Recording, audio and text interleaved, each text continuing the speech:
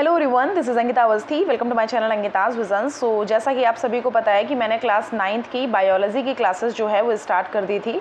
Basically हम science का पूरा पोर्शन कवर करने वाले हैं, फिजिक्स केमिस्ट्री बायो। तो सबसे पहले बायो के 2 ही चैप्टर थे, तो मैंने सोचा पहले 2 चैप्टर को पूरी तरह से फिनिश कर दें, उनको हम बहुत अच्छे से समझ के उनके सारे न्यूमेरिकल्स मतलब जो भी क्वेश्चंस हैं, एमसीक्यूज़ हैं, उन सारी चीज़ों को समझ के तब हम फिजिक्स और केमिस्ट्री पे आएंगे।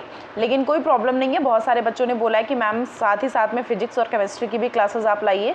तो जैसे आप 1-2 जैसे पार्ट 1, पार्ट 2 या पार्ट 3 तक का हम आपका बायोलॉजी का बना दिए और फिर आपको हम फिजिक्स का लेक्चर प्रोवाइड कर दिए, फिर कुछ टाइम में केमिस्ट्री का लेक्चर प्रोवाइड कर दिए। कुछ ऐसा ही करेंगे, पार्ट 1 पार्ट 2 इसका, फिर पार्ट 1 पार्ट 2 फिजिक्स का, फिर पार्ट 1 पार्ट 2 केमिस्ट्री का। कुछ मैं ऐसे ही कोशिश करूँगी क्योंकि बच्चे बोल रहे थे कि मैम इस टाइम पे हमारे एग्ज़ाम चल रहे हैं।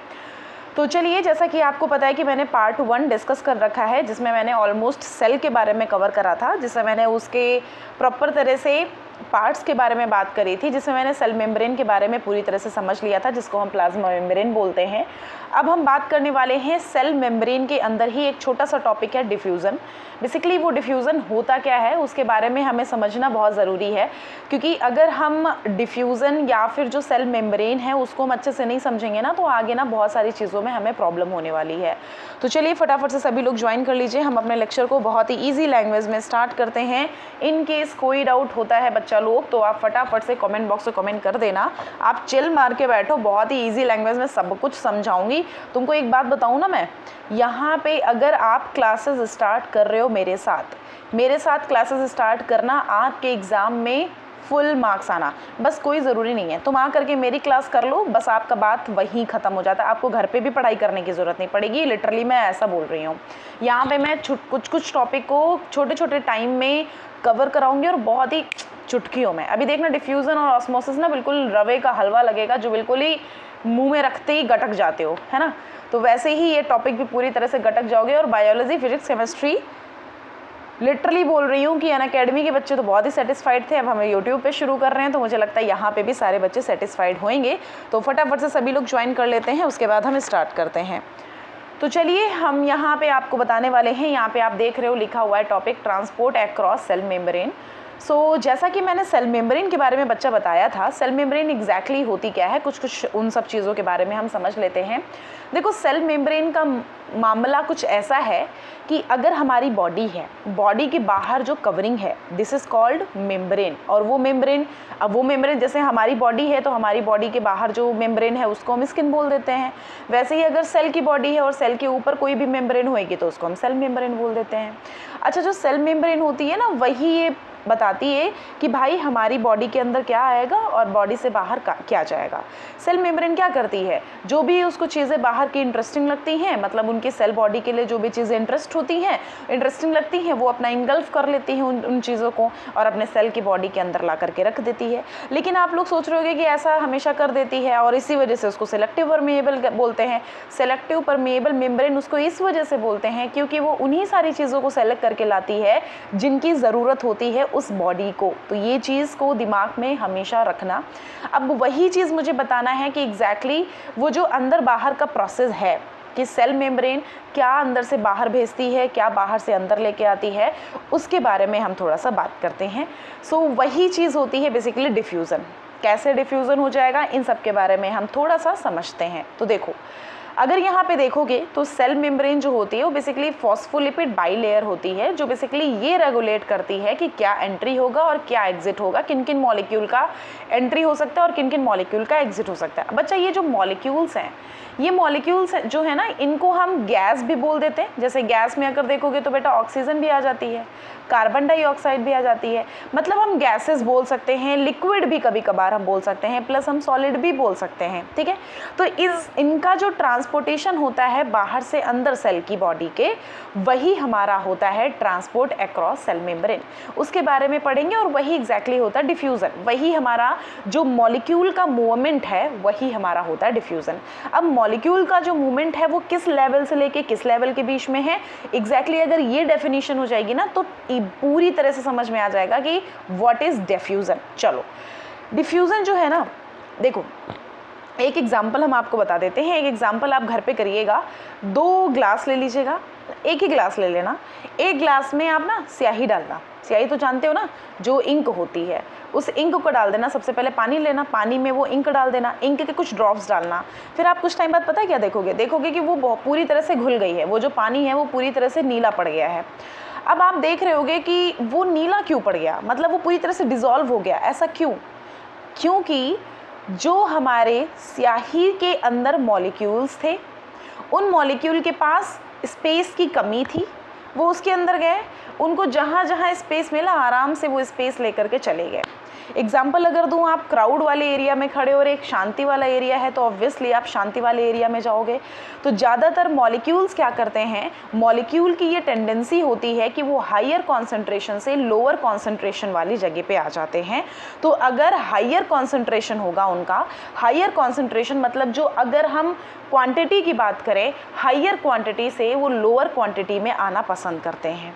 ठीक है, अगर एक एग्जाम्पल हम समझें कि CO2 की बात कर लेते हैं। जैसे अगर हम एक सेल ले लेते हैं, जैसे माना कि ये हमारी सेल है, सेल की बॉडी के अंदर ना CO2 है।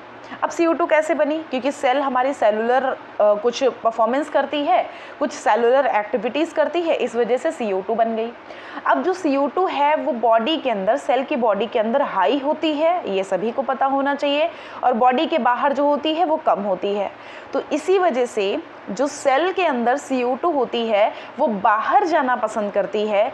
इस वजह से, क्योंकि हमने आपको बताया डिफ्यूज़न में कि हायर कॉन्सेंट्रेशन से लोअर कॉन्सेंट्रेशन में मॉलिक्यूल जाना पसंद करते हैं।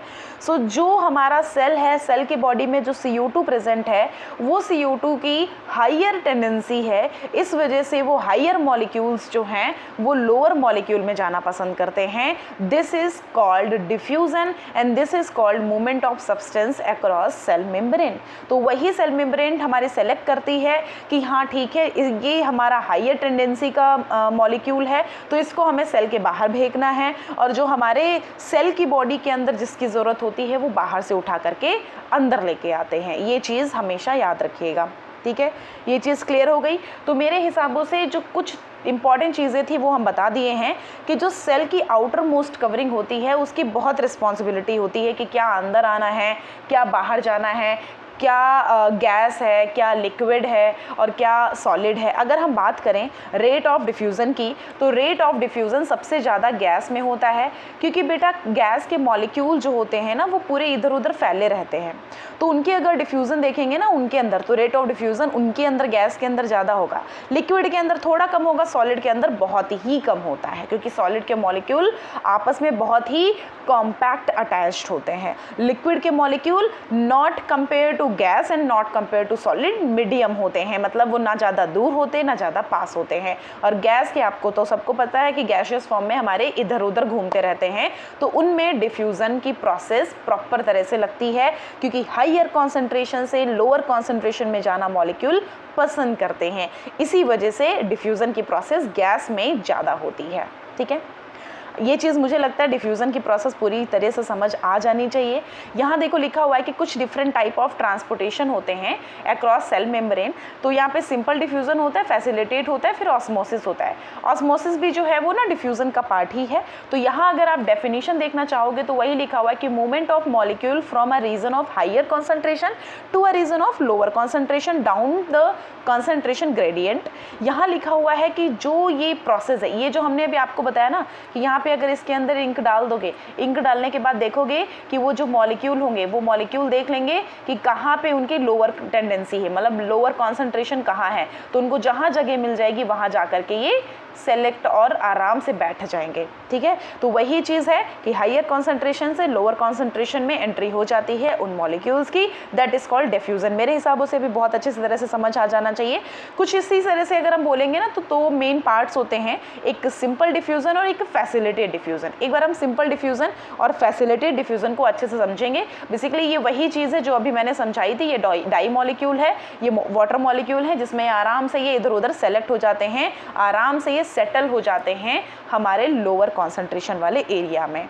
अगर हम बात करेंगे फैक्टर्स अफेक्टिंग, ये वैसे इतना इंपॉर्टेंट नहीं है, लेकिन ये आपके एग्जाम में ना, बोर्ड एग्जाम में, आगे आने वाले 10th एग्जाम में, क्योंकि देखो आप 9, 10th, 11th, 12th पढ़ रहे हो ना, तो ये सारी चीज़ें ना आपकी CUET आने वाले एग्जाम में आपको बहुत हेल्प करेंगी। प्लस जो बच्चे CUET की प्रिपरेशन भी कर रहे हैं ना, उनको भी बेसिक चीज़ें क्लियर करने के लिए 9th क्लास की जो ये क्लासेस होती है ना, ये देखनी पड़ती हैं, ये लेक्चर्स देखने पड़ते हैं, तो ये चीज़ उनके लिए भी काफ़ी इंपॉर्टेंट है। वो अलग बात है, अभी मैं प्रॉपर तरह से उतना एक्टिव के साथ में एक्टिवली नहीं पार्टिसिपेट कर पा रही हूँ, लेकिन येस आफ्टर सम टाइम मैं जल्दी स्टार्ट करने वाली हूँ, बहुत ही अच्छे तरह से और बहुत ही उम्दा परफॉर्मेंस। ओके, तो दीपावली के बाद हम जल्दी ही आपको नोट्स के साथ में प्रोवाइड करेंगे।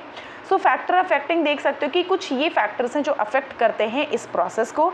टेम्परेचर हो गया, एरिया ऑफ इंट्रैक्शन हो गया, साइज ऑफ पार्टिकल हो गया, और यहाँ पे स्टेपनेस ऑफ कॉन्सेंट्रेशन ग्रेडियंट हो गया। बेसिकली हम आपको बोले तो जो पार्टिकल का साइज होता है वो मैटर करता है, न ज़्यादा मोटा होगा, न ज़्यादा पतला होगा, न ज़्यादा मतलब बड़ा होगा, न ज़्यादा छोटा होगा, जो होगा वो मीडियम होगा। अभी हम एक एग्जांपल बताएंगे ऑस्मोसिस में, उससे आपको क्लियरेंस मिल जाएगा।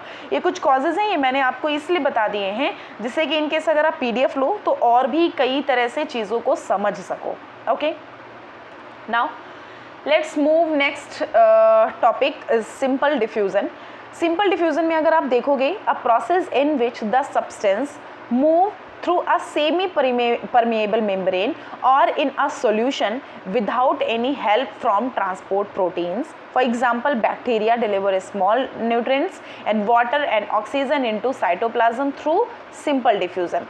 Basically अगर हम simple diffusion की बात करेंगे तो कुछ ये एग्जाम्पल है कि ना ही पूरी तरह से, जो हमने आपको बताया था कि ना ही वो पूरी तरह से यहाँ से निकलेंगे। जैसे हमने सेल मेम्ब्रेन की बात करी कि सेल मेम्ब्रेन में जो बाहर का एरिया है, बाहर से कुछ मॉलिक्यूल अंदर आएंगे और अंदर के कुछ मॉलिक्यूल बाहर जाएंगे। तो इसमें सिंपल डिफ्यूज़न में क्या होता है कि जो मेम्ब्रेन होती है वो सेमी परमेबल मेम्ब्रेन होती है।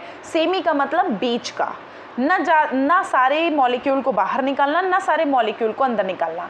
वो कुछ कंडीशन पे डिपेंड करते हैं। अगर कंडीशन होगी कि हाँ हायर कॉन्सेंट्रेशन से लोअर कॉन्सेंट्रेशन में जाना है तभी जाएंगे, अदरवाइज़ अगर थोड़ा बहुत होगा ना कि हाँ हमारा अंदर सेल के अंदर 1 ग्राम है, बाहर के अंदर 2 ग्राम का अगर वो है डेंसिटी, तो कोई प्रॉब्लम नहीं है। ये टेंडेंसी अगर होगी ना तो कोई इशू नहीं है, आराम से सेमी परमेबल मेम्ब्रेन इसमें एडजस्ट कर लेगी। फिर हम फैसिलिटेट की बात करेंगे ना, तो फैसिलिटेट इतना वो नहीं है, लेकिन फिर भी हम पढ़ लेते हैं।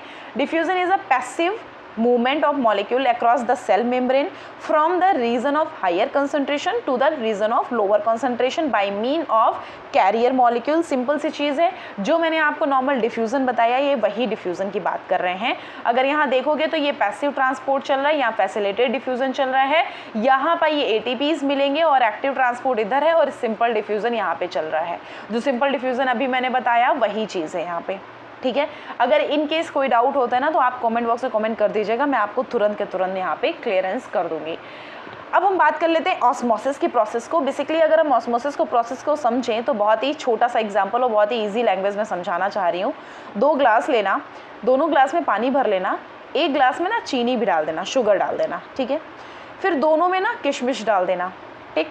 अब दोनों में किशमिश डालने के बाद आप देखोगे जो पानी वाला है जिसमें सिर्फ आपने पानी डाला था उसमें जो किशमिश है वो प्रॉपर तरह से स्वेल्ड अप हो जाती है, लेकिन जिसमें आपने चीनी भी घोला था उसमें जो किशमिश है वो स्वेल्ड अप नहीं होती है, वो और भी कम हो जाती है। वो बेसिकली हम बोल सकते हैं ना वो स्क्वीज्ड हो जाती है, ठीक है। ऐसा क्यों होता है इसके बारे में हम थोड़ा समझते हैं। तो जैसा अभी मैंने डिफ्यूज़न में बेटा आपको बताया कि हमारे जो मॉलिक्यूल होते हैं, तो ऑस्मोसिस में वाटर मॉलिक्यूल की बात होती है, तो हमारे जो ऑस्मोसिस है उसमें वाटर मॉलिक्यूल होंगे। हमने बोला कि हायर कॉन्सेंट्रेशन से लोअर कॉन्सेंट्रेशन में जाने की कोशिश करेंगे। तो अगर आप देखोगे यहाँ पे एक हम प्रोसेस बताना चाह रहे हैं, आइसोटोनिक, हाइपरटोनिक और हाइपोटोनिक। हम आपको अपनी लैंग्वेज में समझाएंगे। आइसोटोनिक में बेसिकली हम बोल सकते हैं दोनों कंडीशन, मतलब हाइपर और हाइपो। हाइपरटोनिक में मतलब बहुत ही कम, हाइपोटोनिक में मतलब बहुत ही ज़्यादा। मतलब जो हमारा हाइयर सॉल्यूशन कंसंट्रेशन है outside the cell then inside, मतलब हाइपरटोनिक में बहुत ज़्यादा हो जाएगा सॉल्यूट कंसंट्रेशन आउटसाइड। अगर हम सेल की बात करेंगे, सेल के बाहर जो सॉल्यूट का कंसंट्रेशन होगा वो बेटा ज़्यादा होगा। ये चीज़ दिमाग में रखना। हाइपोटोनिक में क्या होगा, हाइयर जो one that hypotonic is one that has a higher solute concentration inside the cell. जो हमारा सॉल्यूट कंसंट्रेशन अंदर सेल के होगा वो हाइपोटोनिक में ज़्यादा होगा। अगर हाइपरटोनिक में लेना है ना, तो हाइपरटोनिक में बेसिकली जो सॉल्यूट है जो यहाँ पे है हाइपरटोनिक में, वो जो स्क्वीज्ड आते हैं ना, जो मतलब हमारी जो किशमिश थी वो बहुत ही स्क्वीज हो गई थी, उसका साइज़ और कम पड़ गया था, क्योंकि वहाँ पे जो हाइयर सॉल्यूट कंसंट्रेशन है वो आउटसाइड ऑफ द बॉडी है। अब सिंपल सी चीज़ है, हमने आपको बोला है कि हाइयर से लोअर के, अब किशमिश के अंदर अगर ज़्यादा पानी होगा तो वो अंदर से निकल ही जाएगा, ऑब्वियस है। और अगर बाहर, जैसे हमने बोला कि अगर बाहर का एरिया है, अगर सॉल्वेंट का एरिया है, सॉल्वेंट जो हो हाइयर होगा तो वहाँ से हमारे जो मॉलिक्यूल होंगे वो लोअर कॉन्सेंट्रेशन में जाने की कोशिश करेंगे, जो कि हमने आपको बता दिया पानी वाला, तो उसमें वो किशमिश के अंदर चले जाएंगे, तो किशमिश इसी वजह से स्वेल्ड अप हो जाती है। सो ये हमारा पूरा प्रोसेस होता है हाइपरटोनिक और हाइपोटोनिक। आइसोटोनिक में इक्वल होता है, मतलब ना ही वो सॉल्यूट का ज़्यादा इतना होता है ना ही वो सॉल्वेंट, मतलब दोनों इक्वल होते हैं। तो ये प्रोसेस होती है हाइपोटोनिक में। बेसिकली जो वाटर मॉलिक्यूल होते हैं, जो मॉलिक्यूल मूवमेंट होता है सॉल्वेंट का, उसमें रीज़न अगर हम देखेंगे तो lower concentration to higher concentration जाता है, और बेसिकली यहाँ पे जो सेमी परमेबल मेम्ब्रेन है इसका पार्टिसिपेशन होता है, मतलब ना ही ज़्यादा और ना ही कम। जो मैंने अभी आपको एग्जाम्पल बताया कि 2 ग्लास लेना, एक में आप चीनी डालना और पानी डालना और एक में सिर्फ पानी डालना, तो सिर्फ पानी वाली जो होगी वो आप किशमिश देखोगे तो वो ज़्यादा स्वेल्ड अप हो जाएगी। अभी मैंने वो कंडीशन बता दी ऐसा क्यों होता है, जस्ट अ सेकेंड। ओके, तो हाइपरटोनिक में सॉल्यूट जो होगा वो ज़्यादा होगा और सॉल्वेंट कम होगा, मतलब सॉल्यूट जो ग्लास में है वो ज़्यादा होगा और जो किशमिश के अंदर होगा, और बाहर का जो एरिया है वो जो है वो कम होगा, तो इसलिए किशमिश से बाहर एरिया में जाएंगे मॉलिक्यूल। और अगर हम हाइपोटोनिक की बात करेंगे तो जो सॉल्यूट है वो बेसिकली कम होगा और सॉल्वेंट का जो यहाँ पे क्वांटिटी है या कॉन्सेंट्रेशन है वो ज़्यादा होगा। इस वजह से हमारे बाहर के जो पानी का जो एरिया है वहाँ से किशमिश के अंदर पानी जाएगा, मतलब हाइयर कॉन्सेंट्रेशन से लोअर कॉन्सेंट्रेशन में जाएगा। मेरे हिसाबों से ये चीज़ आपको क्लियर हो जानी चाहिए। इन केस इसमें कोई बेटा डाउट है तो आप ज़रूर से पूछ लीजिएगा। अब इसी में हम बात करेंगे एंडोऑस्मोसिस और एक्सोऑस्मोसिस। तो एंडो का मतलब होता है जो मूवमेंट वाटर करता है इनसाइड द सेल, वो एंडो होता है, और जो मूवमेंट सेल के बाहर होता है वो हमारा एक्सोऑस्मोसिस होता है। तो ये दोनों चीज़ों को बहुत अच्छे से याद रखना कि एंडोऑस्मोसिस जो सेल के अंदर वाटर मूवमेंट होता है, और एक्सोऑस्मोसिस जो सेल के बाहर जो वाटर का मूवमेंट होता है। तो ये दोनों प्रोसेस बेसिकली हमने आपको अपनी लैंग्वेज में समझा दिया है, तो इन दोनों को आप एक बार अपने आप से भी पढ़ लीजिएगा, और ये PDF आपको मिल जाएगी हमारे टेलीग्राम चैनल पे, तो आप वहाँ से ले लीजिएगा। अगर आप यहाँ पे देखोगे तो कुछ वही कंडीशन है। ये देख लो, यहाँ पे जो ये रेड कलर के हैं ये सॉल्यूट मॉलिक्यूल हैं। तो हमने हाइपरटोनिक में बोला कि सॉल्यूट मॉलिक्यूल जो होंगे उनकी जो टेंडेंसी होगी वो ज़्यादा होगी और जो सॉल्वेंट होगी उनकी कम होगी। और हाइपोटोनिक में देख लो, यहाँ पे जो सॉल्वेंट है उनकी ज़्यादा है और ये जो रेड कलर में जो सॉल्यूट मॉलिक्यूल है इनका कम है। तो इसी वजह से हमने हाइपोटोनिक में क्या बोला, वो किशमिश स्वेल्ड अप हो जाते हैं, और हाइपरटोनिक में हमने क्या बोला, वो किशमिश जो है वो श्रिंकेज हो जाते हैं। ठीक है, और यही सेम चीज़ ये देखो, सेमी परमेबल मेम्ब्रेन मतलब जो बीच में बेसिकली बनी होती है, ठीक है, जो आने जाने के लिए हेल्प करती है जो भी हमारे यहाँ पे सॉल्वेंट होते हैं उनको। अगर यहाँ पे देख लोगे तो वही सेम चीज़ लिखी हुई है कि यहाँ पे कंडीशन समझो और यहाँ पे कंडीशन समझो, वही सेम चीज़ है कि हाइपरटोनिक में यहाँ पे देख लो, हाइपरटोनिक में हमने बोला था कि जो सॉल्यूट होता है वो ज़्यादा होता है, तो देख लो यहाँ पे बाहर की ओर निकलेगा। आइसोटोनिक में मीडियम होता है, मतलब बाहर भी जाएगा अंदर भी आ सकता है, कोई इशू नहीं है, मीडियम साइज़ के रहते हैं। और हाइपोटोनिक में अगर आप देखोगे तो हाइपोटोनिक में बेसिकली जो बाहर का एरिया है वो ज़्यादा रहेगा, तो हाइयर कॉन्सेंट्रेशन से लोअर कॉन्सेंट्रेशन, मतलब उस किशमिश के अंदर जाने की कोशिश करेंगे। तो मुझे लगता है ये चीज़ आपको क्लियर हो जानी चाहिए। हाइपोटोनिक में किशमिश स्वेल्ड अप हो जाते हैं और हाइपोटोनिक में स्क्वीज हो जाते हैं, और आइसोटोनिक में हमारे वो मीडियम साइज़ के रहते हैं। ठीक है, अगर कोई डाउट तो बता दीजिएगा, मैं आपको एक एक चीज़ क्लियर कर दूंगी। ये फैक्टर्स अफेक्टिंग है, ये आप सभी को पढ़ना है, एक बार आप देख लीजिएगा। उसके बाद हम आपको बताने वाले हैं क्वेश्चंस MCQs, वो MCQs आपको हम नेक्स्ट वीडियो में बताएंगे। उनके लिए हम आपको संडे बताएंगे और यहाँ पे जुड़ जाइएगा। माना कि अभी इतनी एनर्जेटिक क्लास नहीं हो पा रही है, लेकिन यस, मैं फॉर श्योर मैं आपको श्योरिटी देती हूँ कि यहाँ पे आपको बहुत ही अच्छी क्लासेस मिलेंगी। बस थोड़ा सा मैं फटाफट से, मतलब रात के मैं 4 बजे वीडियो, सुबह के 4 बजे वीडियो रिकॉर्ड कर रही हूँ। बस टाइम इशू है, टाइम नहीं मिल पा रहा है, इस वजह से नहीं बन पा रहा है।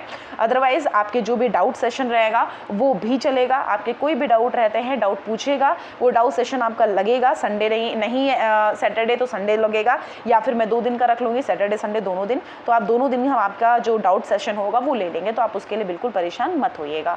और रही बात आपके नंबर की, आपकी प्रिपरेशन की, आपके मॉक टेस्ट की, आपके MCQs की, आपके रिटन नोट्स की, उन सब की प्रिपरेशन मैं यहाँ पे करके दूंगी। आप उसके लिए टेंशन मत लेना। सिर्फ यहाँ पे जब भी आपका वीडियो अपलोड होता है तो उस वीडियो को आपको देखना है। यहाँ पे आप देख लोगे, यहाँ पे मैंने प्रॉपर तरह से सीरीज बना रखी है MCQs की, वो सारे MCQs आपको मिलेंगे। डेली के डेली आपका यहाँ पे क्वेश्चन के साथ में रिवीजन भी होता रहेगा। ठीक है, चलो, थैंक यू सो मच, जुड़े रहिएगा। अच्छा लगता है तो वीडियो लाइक करिएगा और चैनल को सब्सक्राइब करिएगा। Thank you.